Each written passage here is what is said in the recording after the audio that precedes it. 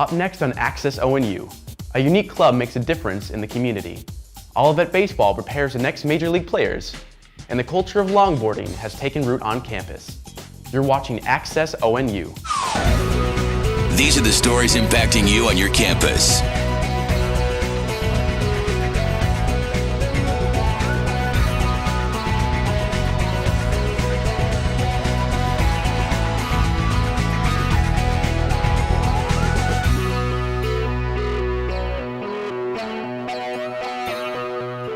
You're watching Access ONU.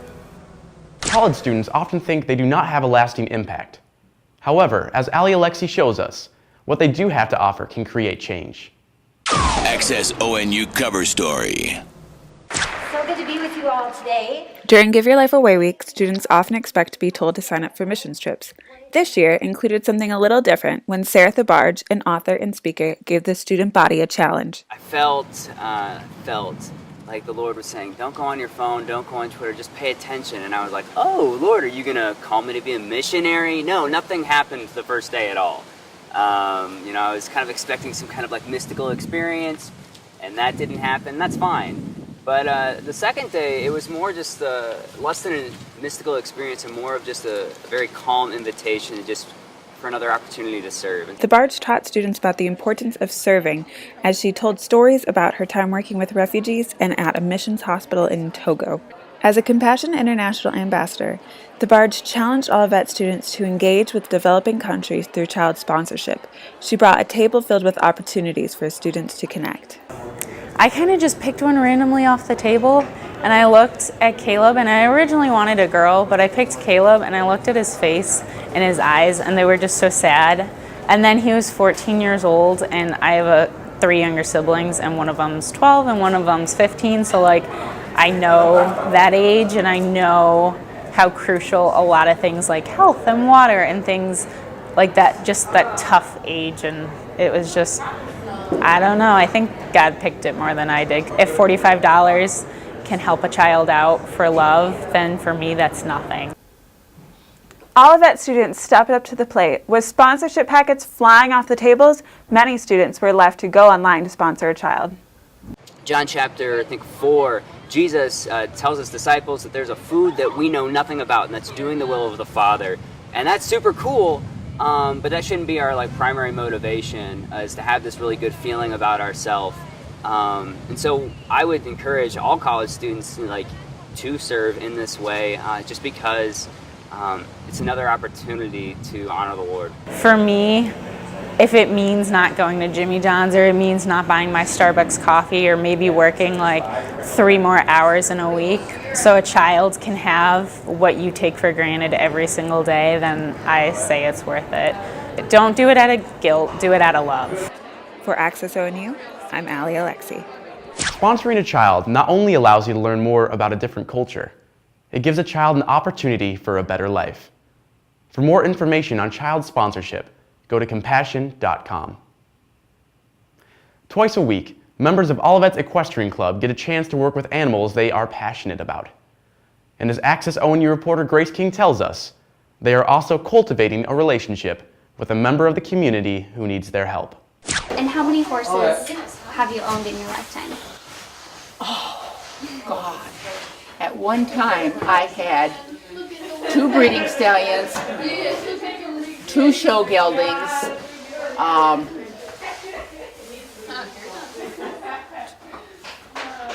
6 mares.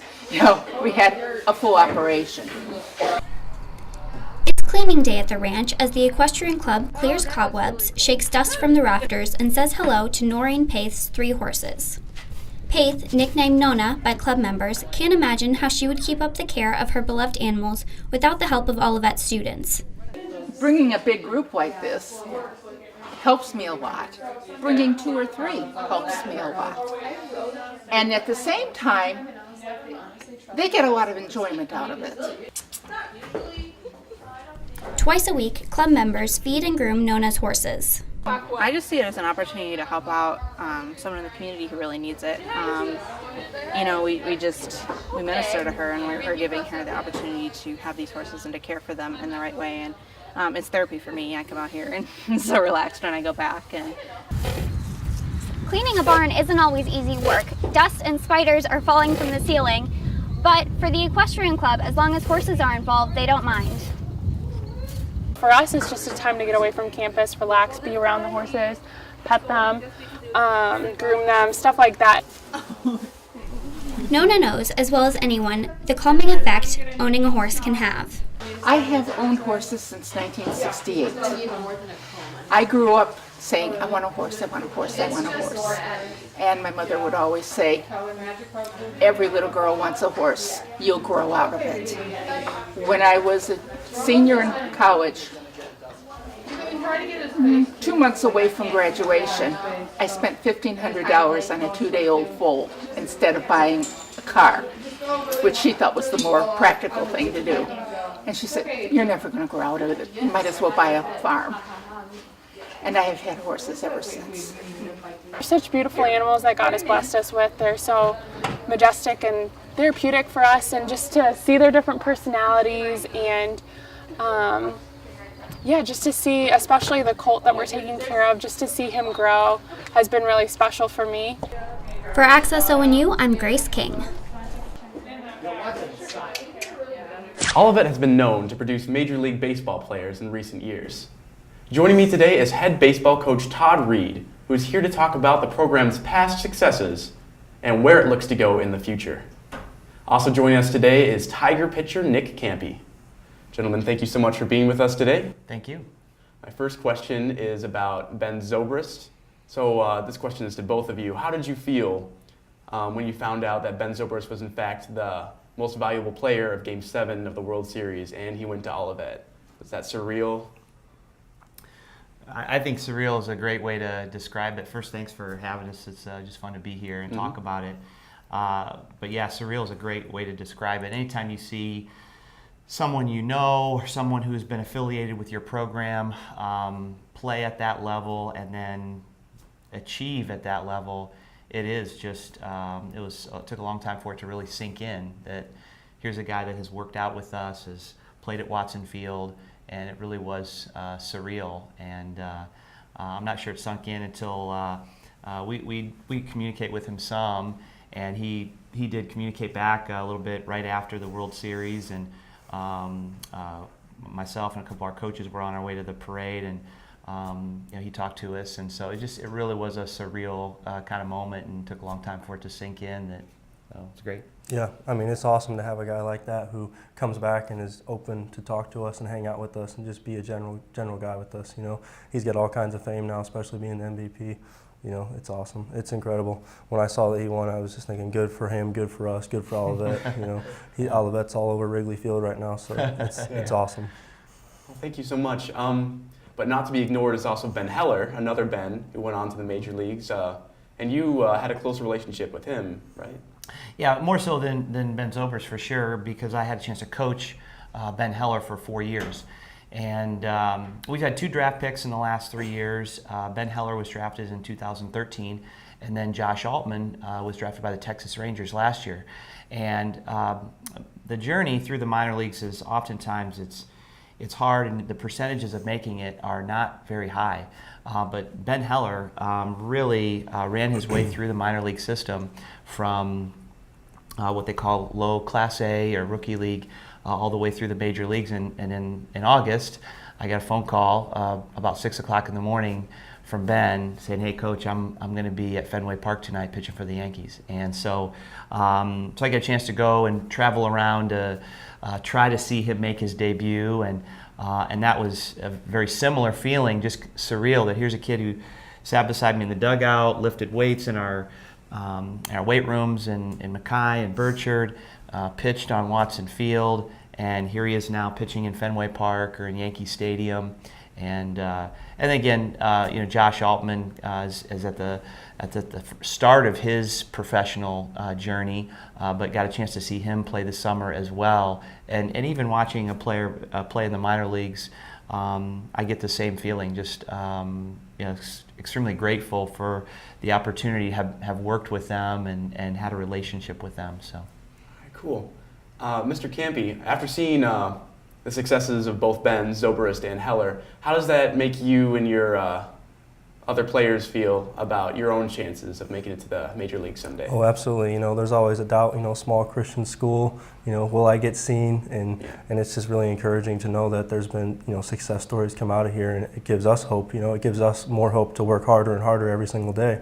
You know, you really want to play at that level, well, work hard and it's possible, especially if you have God on your side too. So. Are you doing anything right now to prepare for a potential career in Major League Baseball? Yeah, actually, it's, you know, the seasons that I've had a couple pretty successful seasons. And last summer, I was able to play in the Alaska Baseball League, which is a pretty elite league, and I believe Heller and Altman both played up there beforehand. And then this summer, I was able to, actually just this morning, we got a contract in that I'm going to be able to play in Northwoods League, which is another league up north in Wisconsin area. And Altman was up there for a couple days before he got drafted. So it's encouraging to me. You know, that's, you know, fuels my fire to keep working hard and to be where I need to be. So. Awesome, thank you. What do you guys see for the next season coming up in the spring? What are you looking for? Sure. Well, we have high expectations. As most people know, we won our conference last year, the CCAC. We won the regular season. Won a playoff game against Judson University to earn a berth in the NAI National Tournament, and so you know, we want to defend that title, and so we have some pretty high expectations as a team and for some of our individual players. And so we actually have a split season. As some people know, we play some games in the fall that count. We're 3-0. We get to sit on that all winter, and we'll begin play again in the second semester. And in between then, in January, we're actually taking all 30 of our guys on a mission trip to Puerto Rico. So with a Nazarene organization called Encuentro Puerto Rico. So we're going on a mission trip, but we also should get to play some baseball. It's a baseball-rich area, and we're going to play some baseball down there before we come back. So. Awesome. Well, gentlemen, thank you so much for being with me today. We turn to you to see how you felt about Major League Baseball players coming from Olivet, and this is what you had to say. I think it's pretty cool because I feel like I go to a famous school, and it's nice to have people that went here that are well known. I feel like we played a major part in their lives, and I think it's kind of cool. I think that's pretty cool. I'm not really into sports all that much, so I don't have a lot to say about that, but I think that's awesome that people from Olivet are going great places in the world. I think that's great. Well, I don't know him personally. I never knew him before I came here, so I mean, that's great for him and great for the school. This is the reputation, and it kind of like boosts it promotes our school a little bit, you know.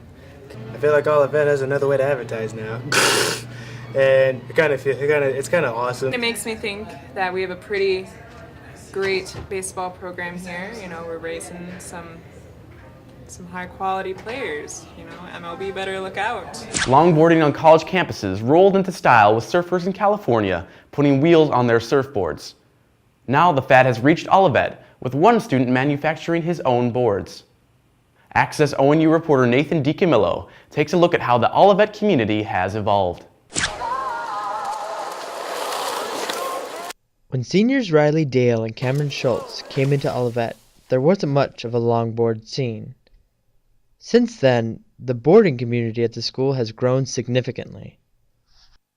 At Olivet, it's definitely grown from nothing. I remember seeing Riley and like his board, and I was like talking to him one day, and I remember like convincing him to get like a different board and like some different wheels, and I was like, hey, you should come out to some hills. And then it was just him and I skating out here for a little while, and then all of a sudden I saw all of his hall mates skating around one day, and I met them, and then we all kind of came out here and skated one day, and since then people have been sliding this hill, man. It's sweet. I met Cameron Schultz, who's also a senior, and I had seen him, and he was kind of just ripping around on his longboard, doing slides and like going in like 180s and turning around and all these tricks. So I looked up some videos online, and I saw people that were going like speeds of 70 miles per hour and stuff like that. It was just nuts. Once I got into downhill, I actually got 7 of my residents to buy a longboard. I convinced them, I coerced them. With graduation set in May, The students who followed in these seniors' footsteps plan to keep the wave rolling. I think it has to catch on to some people. It's scary. It's scary to start. It's very scary to start doing it, but once you do it, it's an incredible feeling. I think when they move on, we'll definitely keep coming out here all the time. I haven't really started downhill like these guys until I got to college, so right when I got here, I kind of linked up with them. I guess I realized that people longboard to and from class. There wasn't a lot of people that I knew that would actually go down to the hills and try to rip them. Having heard the history of longboarding at Olivet, I decided to research the history of longboarding as a whole. As it turns out, the need to slide may be a universal human desire. Longboarding began in the 1950s when Hawaiians wanted to bring surfing to land. They took pieces of plywood and made them into smaller versions of their surfboards. You add trucks and wheels and you have the first longboards. At Olivet, the desire to slide has created more than just a club. It's created a community. We love having people out here, even if they're just watching, throwing up a hammock. We love having people here. Once in every blue moon, someone will hop on a board and be like, okay, let's try to do this. It's really more than the sport. It's about just hanging out here together. You can do other things. We can go play basketball or something, but when we get guys outside out here together, it's more of like just hanging out kind of atmosphere than it would be anywhere else. So yeah, definitely, I could definitely see myself, bringing other guys out here to just kind of chill with us. And as the future drifts on, these skaters will find new hills on which to chill. Reporting for Accesso ONU, this is Nathan DiCamello. It can be a bit overwhelming knowing where to look for a job after graduation. Becca Hunt introduces us to a student who has some creative ideas on getting that first paycheck.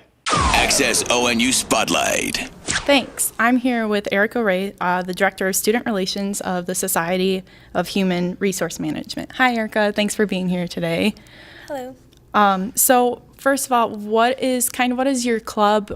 What are the goals of your club? Well, what we do is we connect students with people and organizations who will be eventually hiring them. Okay, so kind of like social networking? Yep. Okay. Exactly. So how do you plan on accomplishing those goals? Well, what we do is we have panels and speakers come in and they talk to the students about their career and the different aspects that go into their job. They also talk about resumes and how they should be presenting themselves during interviews. Okay. And how are you going to be getting some of the students involved on campus? So we have the panels, and they're going to come in and they're going to be able to talk to these guest speakers and ask them a variety of questions that they may have regarding resumes, interviews. We're also partnering with the Nursing Club and Accounting Club, Nursing Club through the blood drive, and the Accounting Club with the panels. We're doing this so that we can help better our community. And what are some personal goals that you might have this year being in the club? Well, I think SHRM is a great way to connect with people, make new friends. It's also a great way to get involved on campus, and it's a real life experience. It's like you're going out there and you're already taking part of being in a job. So you're getting real life action being part of SHRM. And where can students go to get some more information if they're interested about the organization or how to join? You can go visit SHRM, the actual overall organizational website, which is www.shrm.org, or you can go to the ONU website, which is www.onushrm.wordpress.com. Lastly, you could also go to one of the Facebook or Twitter sites at SHRM at ONU. Okay, thank you for your time and thanks for being here today. Thank you. Back to you in the studio. There are plenty of places to buy good coffee. Between Starbucks, Dunkin' Donuts, and Common Grounds, there are a lot of options to choose from.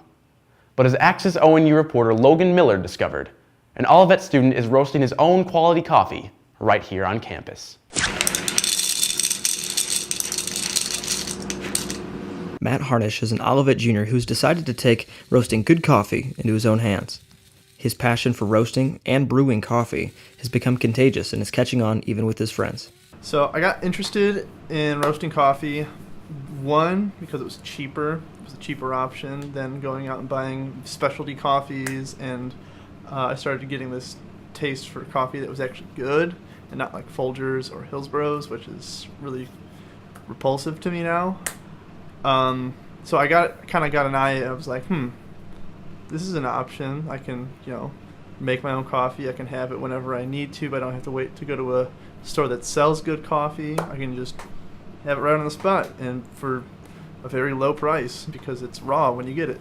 I've been roasting for, honestly, less than a year. I started probably around Christmas break last year. So I'm pushing a year, but not a full year yet.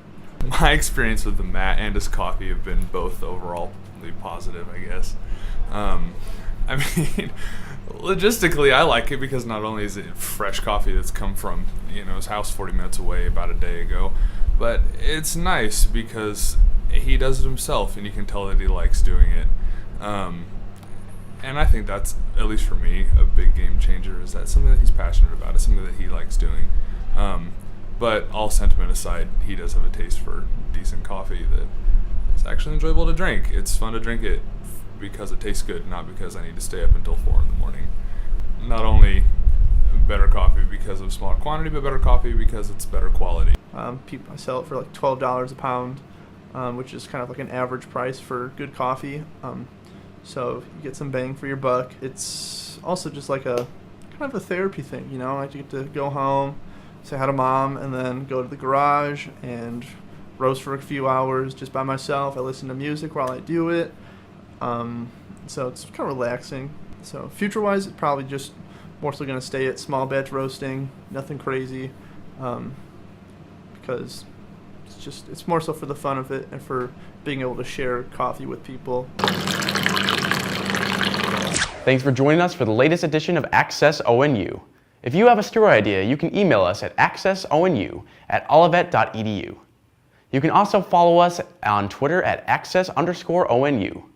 Also check out Olivet's student newspaper, The Glimmerglass, at glimmerglass.olivet.edu.